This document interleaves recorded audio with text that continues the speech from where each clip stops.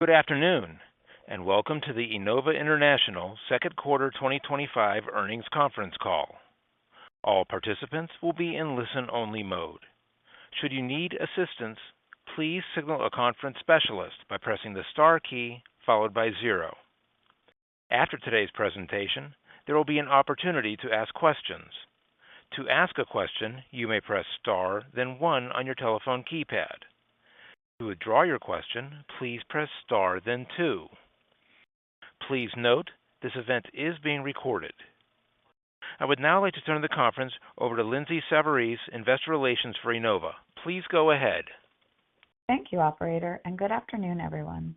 Enova released results for the second quarter 2025, ended June 30th, 2025, this afternoon after market close. If you did not receive a copy of our earnings press release, you may obtain it from the Investor Relations section of our website at ir.enova.com. With me on today's call are David Fisher, Chief Executive Officer, and Steve Cunningham, Chief Financial Officer. This call is being webcast and will be archived on the Investor Relations section of our website. Before I turn the call over to David, I'd like to note that today's discussion will contain forward-looking statements and as such is subject to risks and uncertainties. Actual results may differ materially as a result from various important risk factors, including those discussed in our earnings press release and in our annual report on Form 10-K, quarterly reports on Forms 10-Q, and current reports on Forms 8-K. Please note that any forward-looking statements that are made on this call are based on assumptions as of today, and we undertake no obligation to update these statements as a result of new information or future events. In addition to U.S. GAAP reporting, Enova reports certain financial measures that do not conform to generally accepted accounting principles. We believe these non-GAAP measures enhance the understanding of our performance. Reconciliations between these GAAP and non-GAAP measures are included in the tables found in today's press release. As noted in our earnings release, we have posted the supplemental financial information on the IR portion of our website. And with that, I'd like to turn the call over to David. Thanks, and good afternoon, everyone. I appreciate you joining our call today. Before we jump into our quarterly earnings discussion, I want to take a moment to touch on the upcoming leadership changes that we announced this afternoon. After over 12 years serving as the Chairman and CEO of Enova, I've decided that now is the time to transition into the role of Executive Chairman, effective January 1, 2026.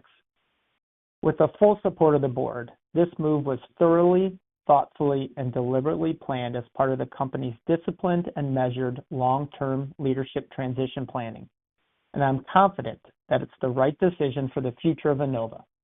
In my new role, I'll continue to lead the board, providing strategic advice to the company, facilitating a seamless transition, and ensuring that we continue our mission of helping hard-working people get access to fast and trustworthy credit. I've committed to stay in this role for a minimum of 2 years. Steve Cunningham, our CFO, will replace me as CEO concurrent with my transition to Executive Chairman on January 1st, and Scott Cornelius, our Treasurer, will succeed Steve as CFO. In addition, Steve is joining our Board of Directors as of today. Having worked closely with both Steve and Scott over many years, I'm confident that they are the right leaders to see Enova through its next phase of growth. Steve's leadership and execution have been critical to our success and performance consistency. His deep understanding of the company's culture, processes, and strategy, combined with his outstanding leadership acumen, operational excellence, and decades of financial services experience, make him an ideal candidate to build on our momentum and position the company for continued success. And Scott has been instrumental in transforming Enova's financial profile, leveraging his deep financial expertise to optimize capital structure, enhance liquidity, refine our ROE framework, and support the company's strategic growth initiatives. I'd like to congratulate Steve and Scott on their new roles and thank the entire Enova team for their hard work over the years. I've never been more excited about Enova's future. If I wasn't, we wouldn't be making this transition now. We have an incredibly deep team, a strong foundation, a time-tested playbook, and industry-leading products. All clear signs that we have a lot of success ahead of us. Now turning to our quarterly results. In the second quarter, we once again leveraged the strength of our team, the breadth of our product offerings, our flexible online-only business model, and the sophistication of our machine learning models to deliver solid revenue and profitable growth driven by strong demand and stable credit. For the fifth quarter in a row, we generated greater than 20% year-over-year growth in revenue, originations, and adjusted EPS. Second quarter originations increased 28% year-over-year and 4% sequentially to $1.8 billion. The strong origination growth produced a 20% year-over-year increase in our combined loan and finance receivables to a record $4.3 billion. Small business products represented 65% of this portfolio, and consumer was 35%.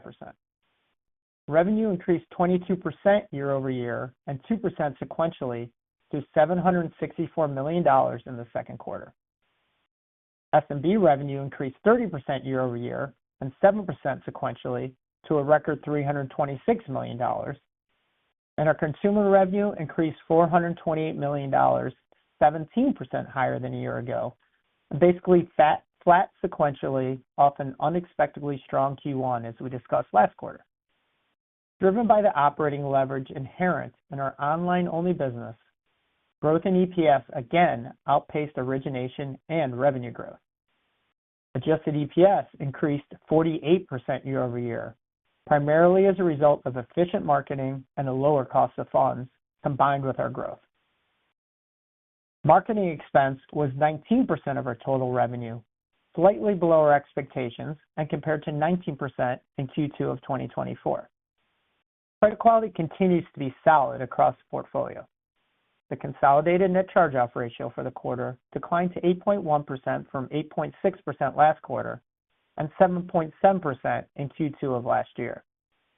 Overall, our consumer customer base remains on solid footing, driven by healthy wage and job growth and low levels of unemployment. As you may have seen, the U.S. economy added 147,000 jobs in June, well above the forecast, while the unemployment rate fell to 4.1% and hourly wages continued to rise. These data points continue to highlight ongoing resilience in the labor market. While the labor market remains strong, it's important to note that we have carefully designed our business to operate and succeed in any environment. We serve 9 non-prime borrowers, many of whom regularly face income volatility and are experienced in managing variabilities in their finances. Because of this, recessions or market downturns tend to have less of an impact on our non-prime customers than on prime borrowers. And as we've discussed before, our unit economics framework, combined with our sophisticated technology and analytics, are designed to assess risk in real time, with the short duration and payment frequency of our products providing rapid feedback. This has enabled us to consistently deliver strong growth in margins while driving shareholder value, whether facing significant macroeconomic shocks like the Great Recession, COVID, or rising inflation as we experienced in 2023, or these more typical seasonal and cyclical variations in demand and sentiment. In Q2 of this year, while the overall economy remained solid, we did observe some of these minor cyclical fluctuations I just mentioned, particularly in our consumer book early in the quarter. This was likely in response to the uncertainty around the impacts of tariffs on the job market and inflation. This led to slightly elevated default metrics from new customers. In response, we quickly tightened our credit models to slow originations. With the combination of fast feedback we get from the design of our products, our sophisticated models, and our world-class team, we routinely make these types of adjustments to ensure our originations are meeting our credit and ROE targets. For Q2, This meant consumer originations were slightly softer than we anticipated, but still reflected healthy growth. And combined with the benefits of our diversified business, we were able to generate almost 30% consolidated origination growth, along with strong profitability. And looking forward, performance in our back book remains strong. And because we adjusted so quickly, we do not anticipate any significant impact to our consumer business in the upcoming quarters. As we know from our years of experience, it is normal to see short-term fluctuations in demand and credit in any one product or customer segment, highlighting the importance of the diversification in our business, which gives us the flexibility to shift resources between consumer and SMB as macro conditions dictate. This is unique in our industry, and we believe critical to delivering long-term, consistent growth and stable results. Our SMB business had another very strong quarter as we continue to benefit from our leading brand presence, scale, and low levels of competition, resulting in solid demand and credit across the portfolio. Originations for SMB were a record $1.2 billion in Q2, marking the fourth quarter over $1 billion. Insights from internal and external sources reflect solid underlying trends for small businesses. In conjunction with Acrolis, we released the sixth iteration of our Small Business Cash Flow Trend Report in May. This offers key insights into the state of small businesses and highlights ongoing trends observed over the past year. Consistent with previous findings, the survey found that small businesses feel increasingly optimistic about future growth, as over 90% of small business owners are expecting moderate to significant growth over the next year. In addition, 76% of small businesses now prefer non-bank lenders for their speed and convenience, an all-time high according to the survey. These findings highlight continued optimism among small businesses, which is a key driver of economic growth and job creation. Access to capital is crucial as they invest in growth opportunities, manage cash flow needs, and weather unexpected challenges. And we believe our differentiated solutions position us exceptionally well to continue to meet these demands. In addition, our SMB portfolio continues to be well diversified across a wide range of industries, geographies, loan sizes, product types, and price levels. As I mentioned on our last call, we continue to expect that tariffs will not have a substantial impact to our portfolio, largely due to the diversity, size, and industries of our borrowers. Before I wrap up, I'd like to spend a few moments to discuss our strategy and outlook for the remainder of 2025 and beyond. Steve and I share a common vision that our focused growth strategy continues to be the right path forward for the company. We remain committed to prudently managing the business to produce sustainable and profitable growth, and we believe our diversified business, strong competitive position, world-class team, advanced technology and analytics platform position us very well for the remainder of the year and beyond. With that, I'd like to turn the call over to Steve, who will discuss our financial results and outlook in more detail, and following Steve's remarks, we'll be happy to answer any questions you may have. Steve? Thank you, David, and good afternoon, everyone. I'd like to start by thanking David Fisher for his exceptional leadership and guidance over the years. His vision and dedication have not only shaped the trajectory of our business, but also Enova's culture of excellence, collaboration, and innovation. And I'm thrilled to have the opportunity to become CEO in January and build upon the standard of excellence that David has established at our company. I know he'll continue to be a valuable resource to me and the rest of Enova as Executive Chairman of the Board on the strategic direction of the company, and I look forward to continuing to work closely with them. I'd also like to echo David's sentiment. I've never been more excited about what lies ahead. We have an incredible team, a diversified business, strong competitive position, and world-class risk management and technology. We'll continue to execute our focused growth strategy to produce sustainable and profitable growth while delivering on our commitment to driving long-term shareholder value and our mission of helping hardworking people get access to fast, trustworthy credit. I'm also pleased to have Scott assume the CFO role in January. Many of you have gotten to know Scott over the years, and as David noted, he's been an important part of transforming the financial profile of our business. I'm confident he will thrive in his new role while continuing to build on the momentum we've created together. Now, turning to our second quarter results, total company revenue of $764 million increased 22% from the second quarter of 2024, exceeding our expectations and driven by 20% year-over-year growth in total company combined loan and finance receivables balances on an amortized basis. Total company originations during the second quarter rose 28% from the second quarter of 2024 to $1.8 billion.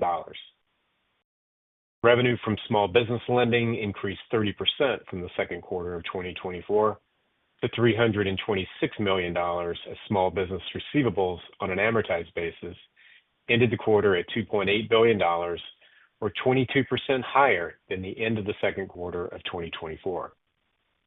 Small business originations rose 35% year-over-year to $1.2 billion.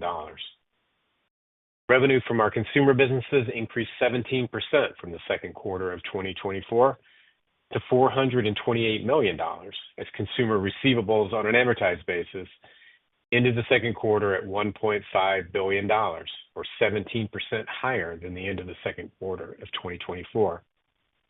Consumer originations grew 15% from the second quarter of 2024 to $564 million. For the third quarter of 2025, we expect total company revenue to be more than 15% higher than the third quarter of 2024. This expectation will depend upon the level, timing, and mix of originations growth during the quarter. Now turning to credit, which is the most significant driver of net revenue and portfolio fair value. Our consolidated credit performance continues to demonstrate that our diversified product offerings and discipline around our unit economics enables consistent results across different operating environments. Consolidated net revenue margin of 58% for the second quarter was in line with our expectations and reflects continued solid credit performance. The consolidated net charge-off ratio for the second quarter was 8.1%, a 50 basis point improvement sequentially and slightly higher than the second quarter of 2024, primarily from the year-over-year trends in consumer net charge-offs, as David discussed. Sequential and year-over-year improvement in the consolidated 30-plus day delinquency rate, as well as the stability in the consolidated portfolio fair value premium, reflect expectations for stable future consolidated portfolio credit performance. Small business credit performance remains strong. Sequentially and compared to the second quarter of 2024, a net charge-off ratio, net revenue margin, fair value premium, and 30-plus delinquency rate all reflect continued and expected stable credit performance. Consumer credit also remains solid. Consumer net revenue margin for the second quarter was 50%, flat sequentially, and in the same range we have seen over the past 2 years. The consumer net charge-off ratio declined sequentially 70 basis points to 14.5%, following our typical seasonality. While higher than the year-ago quarter, the second quarter consumer net charge-off ratio remained within our historical ranges, and as David noted, was influenced by some minor fluctuations in consumer new customer performance early in the quarter, along with our adjustments to originations as part of our normal credit risk management process. As we've discussed in the past, quarter-to-quarter net charge-off rates, delinquency rates, and net revenue margins for our portfolios are heavily influenced by the seasoning of origination vintages along their expected loss curves, sequential changes in the growth and mix of originations, as well as our balanced approach to growth across varying macro environments. This is why we have a range of expected credit metrics, and you should anticipate that we will have results through these ranges over time. It's important to understand that with results anywhere in these ranges, and even temporarily above or below, we are still able to produce solid returns, as we did this quarter. Our unit economics decisioning framework considers the lifetime return on equity of our product vintages and incorporates not just the level of credit risk, but the pricing for the risk being taken. The risk return profile is reflected in the level and trend of our fair value premiums. At the end of the second quarter, the fair value premium on our consumer portfolio remained consistent with levels observed over the past 2 years, indicating a stable risk-return profile and strong underlying unit economics for our consumer portfolio. Looking ahead, we expect the total company net revenue margin for the third quarter of 2025 to be in the range of 55 to 60%. This expectation will depend upon portfolio payment performance and the level, timing, and mix of originations growth during the quarter. Now turning to expenses. Total operating expenses for the second quarter, including marketing, were 32% of revenue compared to 34% of revenue in the second quarter of 2024, as we continue to see the benefits of our efficient marketing activities, the leverage inherent in our online-only model, and thoughtful expense management. Our marketing spend continues to be efficient, driving strong originations growth, and was in line with our guidance range for the quarter. Marketing costs as a percentage of revenue were 19%, flat compared to the second quarter of 2024. We expect marketing expenses to be around 20% of revenue for the third quarter, but will depend upon the growth and mix of originations. Operations and technology expenses, which are driven by growth in receivables and originations, declined to 8% of revenue for the second quarter, or $64 million, compared to 9% of revenue, or $55 million in the second quarter of 2024. Given the significant variable component of this expense category, sequential increases in O&T costs should be expected in an environment where originations and receivables are growing and should be around 8.5% of total revenue. Our fixed costs continue to scale as we focus on operating efficiency and thoughtful expense management. General and administrative expenses for the second quarter increased to $41 million, or 5% of revenue, versus $40 million, or 6% of revenue in the second quarter of 2024. While there may be slight variations from quarter to quarter, we expect G&A expenses in the near term should be around 5.5% of total revenue. We continued to deliver solid profitability and strong returns on equity this quarter. Compared to the second quarter of 2024, adjusted EPS, a non-GAAP measure, increased 46% to $3.23 per diluted share, delivering an annualized second quarter return on equity of 28%. We ended the second quarter with $1.1 billion of liquidity, including $388 million of cash and marketable securities, and $712 million of available capacity on debt facilities. Our cost of funds declined to 8.8%, or 15 basis points lower sequentially, primarily as a result of strong execution on recent financing transactions. Continuing our track record of strong capital markets execution and solid credit performance, last week we closed a new secured warehouse to support growth in our net credit line of credit product. Solid credit performance has allowed us to expand our lender group and reduce our spreads on this new facility by 125 basis points compared to a similar facility that closed last year. Before wrapping up with our near-term expectations, I'd like to discuss our progress with unlocking shareholder value.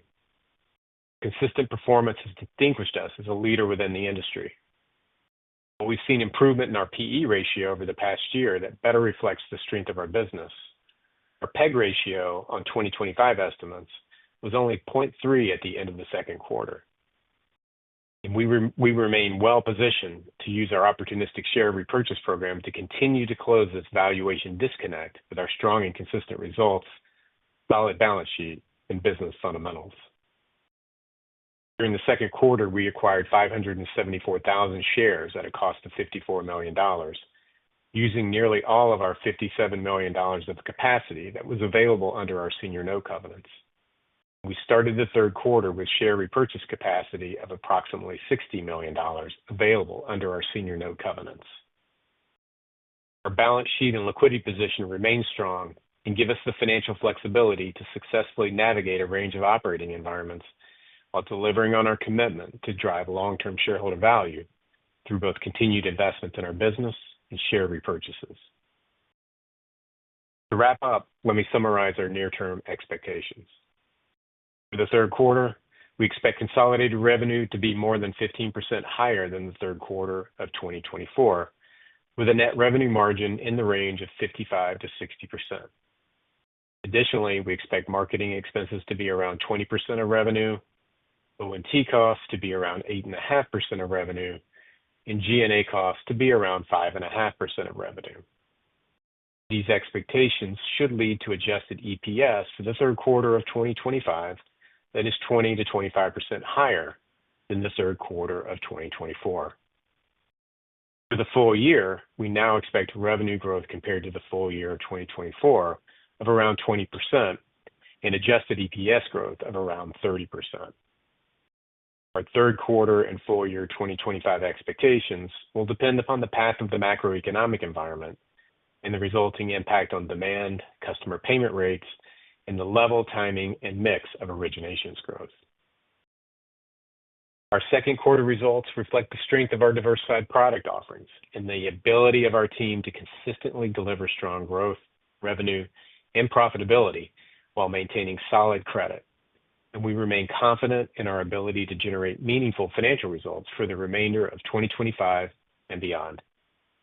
And with that, we'd be happy to take your questions. Operator? We will now begin the question and answer session. To ask a question, you may press star, then one on your telephone keypad. If you are using a speakerphone, please pick up your handset before pressing the keys. To withdraw your question, please press star, then two. At this time, we will pause momentarily to assemble our roster.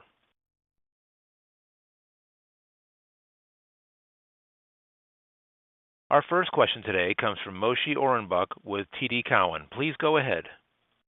Great. Thanks and congrats, David, Steve, and Scott.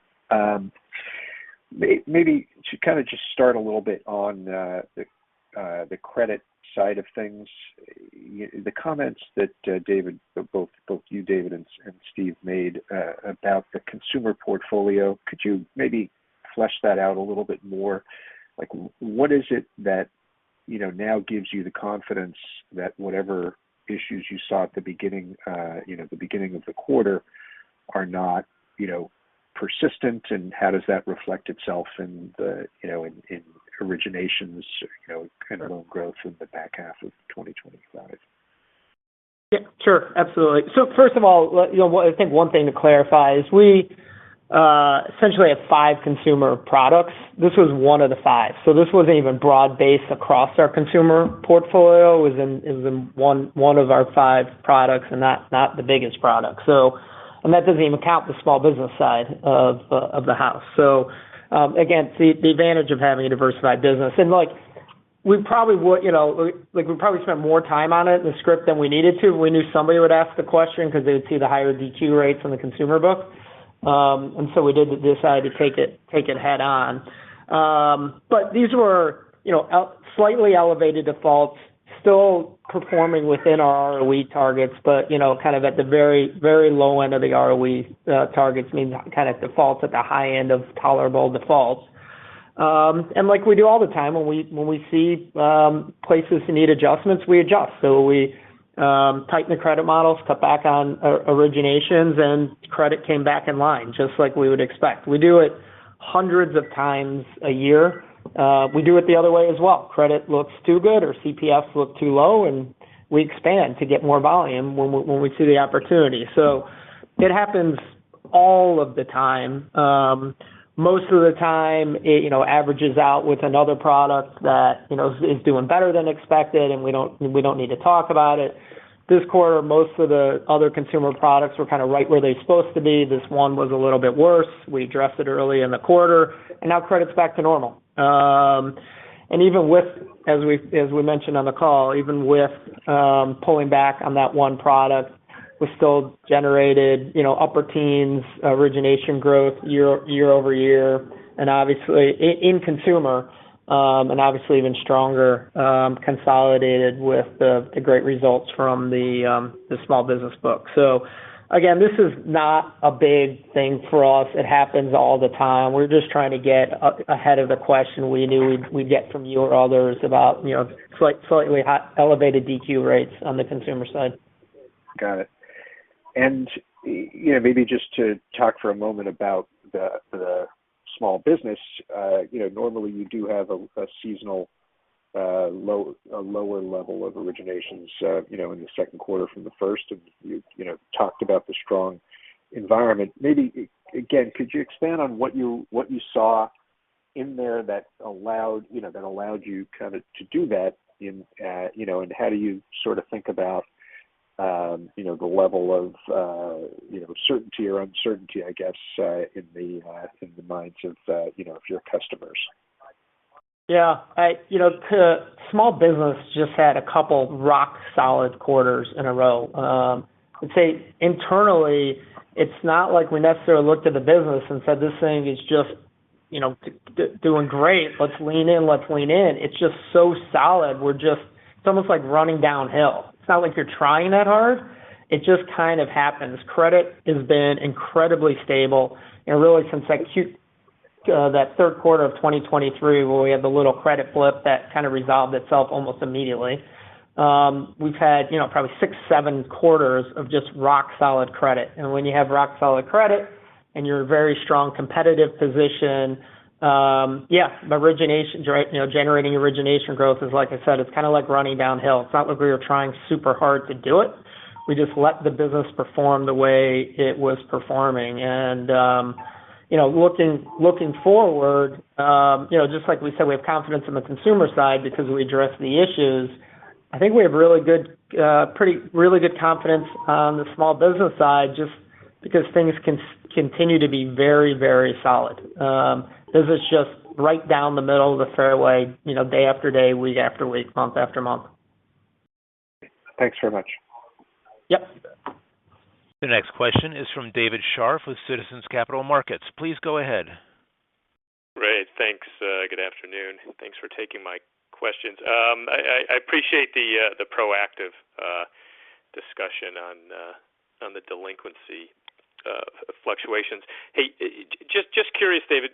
I think last quarter you may have specifically mentioned about taking more market share in the CashNet product, which I believe is the highest APR.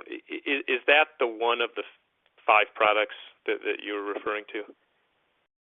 Yeah, we basically have 2 subprime products, LOC and installment, 2 near prime products, LOC and installment, and they're pretty different products at the end of the day. They're not just like different forms of the same thing, especially in the near prime side. And then we have Brazil in a different market. So, like I said, those products, again, this is one quarter. Those products are all good products. Long term, we're optimistic about all of them. We know how to manage credit across all of them. We have good competitive positions in all of them. But there's going to be fluctuations over time. They don't act exactly the same. They have slightly different market segments. They have different credit models. They have different marketing strategies. Obviously, they're not siloed. They're all, we work together to make sure we're bringing best practices to all of them, but they don't all end up in the same place. And, again, that's what we saw a little of this quarter. Got it. Understood. And then, I'll echo Moshe's comments in terms of congratulating everyone on the leadership transition. It's almost compulsory on these calls to kind of ask if there's anything, David, you want to add just about maybe sure. why this was the right time in your mind in terms of stepping aside. Yeah, well, look, I think the business is on super stable footing. And if it wasn't, I wouldn't be making this change now. I have more riding on the future of Enova than pretty much any other, if not pretty much, than any other human being on the planet. So I wouldn't be making this change if I didn't think it was the right time, and if I didn't think it was the right time and Steve was the right person to take over from me. We've worked together for 9 years. We have an incredibly strong relationship. We see eye to eye 99% of the time. And so, great opportunity to make sure Nova's future is handed over to somebody who deserves to have that opportunity. Great. Thanks. Yep. The next question is from Bill Ryan with Seaport Research Partners. Please go ahead. Good afternoon. I'd also like to express my congratulations to everyone. Thanks. Couple of questions. First, on the marketing, it obviously came in a bit better than expectations as a percentage of revenues, as you discussed. Also looked good as a percentage of originations. Could you maybe give us some idea, was that related to channels, repeat customers? Is it the small business just being more efficient? If you can maybe provide some insight on that. Yeah. Hey, Bill. This is Steve. It was largely, driven by a little bit, as David mentioned, a little bit lower origination expectation or a little bit lower originations in consumer than we expected, which would lead to, less marketing in that channel. Some of that, though, was definitely offset by the strength in small business. So you saw it be a little bit better maybe than what that ratio being a little bit better than what we would have thought, but still pretty close to the range that we would have expected because of the small business growth as well. Okay, and just a quick follow-up on the consumer portfolio. The yield was down a little bit quarter over quarter. I think it's about 250 basis points. Was that related to some of the credit adjustments that were made at the beginning of the quarter? And do you kind of expect that maybe to bump back up over the next couple of quarters to trend line? No, I mean, that was really more of you'll see that ratio can move around a little bit as we're opportunistic across those products that David mentioned, because they all play in slightly different APR ranges. So I think you're probably going to see it probably hang around the 115 to 120 as you look out the rest of the year is what I would expect to see there. Okay. Thank you. You bet. The next question is from John Hecht with Jefferies. Please go ahead. Hey, guys. Thanks very much, and congratulations to all of you guys. This is exciting for the company, and wish you all the best in the new roles, and look forward to working with you, Scott. I just a couple of questions. Most of mine actually just were recently asked and answered. But thinking about marketing channels that you've been using, any change of that? I know you've been more active on the small business stuff on TV, but anything to think about productivity on marketing channels and anything you're learning over time, especially as AI is being developed? No, look, it continues to evolve. I mean, it at a high level, we're in the exact same marketing channels we were in 10 years ago. But if we think about how we actually operate in those channels and access them, it's incredibly different. And I think it all comes down to technology and the ability to be more and more targeted. So, 10 years ago, we were running a lot of national TV. Now it's almost all digital TV where you can, almost target city by city and certainly state by state and even, different types of groups within those markets. So that all plays into what we do super well, right? Because we develop models that the more data focused that we're looking at, the easier it is for us. So national TV was never our favorite thing, but if we can target specific states, specific groups, specific times of days, figuring out which types of programming work the best, that's really amazing for us, and be able to plug that all into our algorithms and become more and more efficient with marketing. So that's the big change, and it's incremental, but it happens every single quarter. Every single quarter, we find new opportunities to use technology to our advantage in our marketing channels. Okay. And then, this is sort of a mishmash of questions, but you've got, private credits influencing the capital markets or funding, ability within consumer finance. Spreads are at all-time lows. So obviously the liquidity and the funding component of the market is very constructive. And interest rates, have come down a little bit, may come down a little bit more. So Steve, just thinking about, that set of opportunities for you and your balance sheet positioning, how does that change or does that impact kind of the way you think about, the next several quarters in terms of funding and balance sheet management? Yeah, the credit markets have been pretty favorable, and you saw last week we actually had a second generation facility against our net credit line of credit business, which saw some pretty significant decrease in spreads. So I think as we always do, Scott and his team will continue to be opportunistic on, making sure we are raising the right level of liquidity at the right time, and balancing that with what we need. So I think right now the markets are pretty favorable. We're not counting on rate cuts. Our outlook doesn't assume that there's going to be any rate cuts the rest of this year. So I think we're pretty well positioned on the balance sheet, and the performance of the portfolios have us in a really good spot to execute when we need to across the different channels we play in. Great. Thank you guys very much. Thanks. Again, if you have a question, please press star, then 1.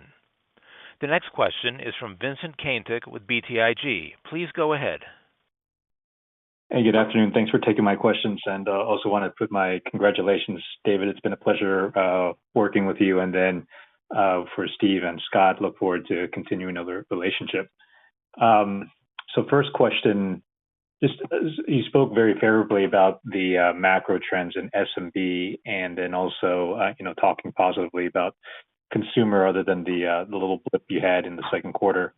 And I guess with all that macro positivity, I'm just wondering how you think that translates directly into the originations growth or revenue growth, because it seems like regardless of the environment, you do tend to do well. So I'm wondering if we should be reading into anything in terms of the macro trends kind of turbocharging any of the growth. And then maybe alternatively, are there any macro trends that you're watching and wary about? Thank you.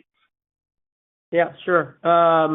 And it's a really good question. Look, as we've been talking about for probably coming on a year now, we think even with the solid macro trends, it's a good time to be balanced between origination, growth, and risk. And I guess that's easy to say when you're generating the kind of growth that we're generating while being balanced. Not like, we're a single digit, grower or north of 20% grower, even being balanced. And I think just the inherent risk in any economy, and certainly with a bit more of uncertainty we've seen over the last, couple of years, almost 5 years actually since COVID, that there's no reason to be, overly aggressive when we can grow as much as we're growing while being balanced. And, certainly, and, we don't have to get into a long valuation discussion right now. When you look at, our PEG ratio, well below 0.5 and then closer to 0.3 on forward earnings, there's a little bit of a disincentive there to grow faster as well.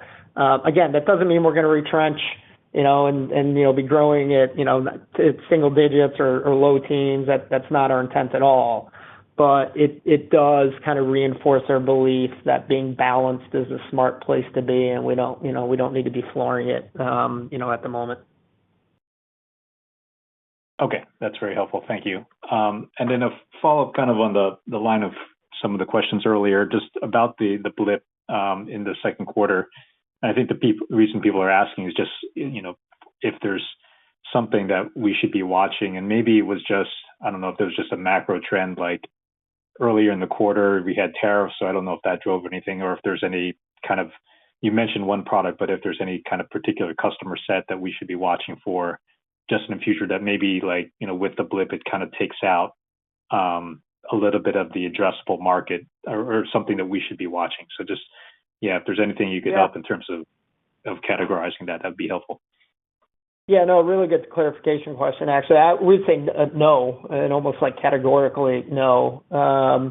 It just, it can happen, right? I mean, it's a confluence of events that, we market differently. The products are positioned slightly differently. The competitive dynamics can be different. And all the things can move against you for a short period of time, and then you adjust and recalibrate and get back on track. And if we saw kind of broad-based issues across consumer, we'd be talking about it very differently. And if we weren't able to address the credit issues we had, quickly and early in the quarter, we'd be talking about it very differently as well. But being isolated to one product, us being able to bring it back in line extremely quickly, again, internally, operationally, this was a non-event. And again, as I mentioned, the only reason we spent, the time on it in our prepared remarks, because we knew we'd get, questions once you guys dug into the numbers about, the slightly higher DQ rates and then the consumer book. So, no, I think we're feeling really good, really about all of our consumer products, headed into the back half of the year. Okay, great. Very helpful. Thank you. The next question is from Kyle Joseph with Stephens. Please go ahead. Hey, good afternoon, guys. Let me echo congratulations on the transition. And just to follow up on Johnny's question earlier, it sounds like from a macro perspective, demand is really strong for both SMB and consumer. But kind of piggybacking on his question, can you kind of give us a sense for kind of the competitive environment and how that differs between consumer and SMB? Just David, earlier you referenced kind of that SMB is almost easier, like sledding downhill at this point, and I don't doubt that from your perspective. It's a hard business, but once you are where you are, I'm sure it's relatively easy. But just kind of want to get a sense for the competitive dynamics there.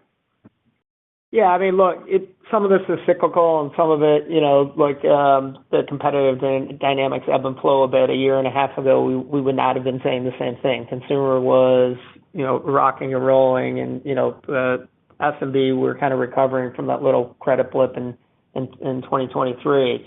So now you see a little bit of the opposite dynamic, and that's the great thing about having a diversified business. They can play off each other. I would say that the competitive dynamics on the small business side are more stable. There's fewer players. We know who they are. Brand matters more. So that super strong position we have in SMB, I think, helps with the stability a bit. On the consumer side, there's many, many more players. It's much more fragmented. And so, if a couple of them get aggressive for a quarter or two, that can be a little bit of a headwind. But as we've seen, over time, that tends to result in, issues for our competitors over time. And, they end up pulling back and ends up being a tailwind in future quarters. So we still feel great about our competitive position on both products. And, they'll ebb and flow over time. And, again, as we look into the back half of the year, we look at our consumer business looks as good as it has ever looked. It's bigger, it's stronger, the technology is better, the models are more predictive, and kind of nothing new on the competitive front that would concern us. Got it. That's it for me. Thanks for taking my question. Yep. Thanks. Once again, if you have a question, please press star then one.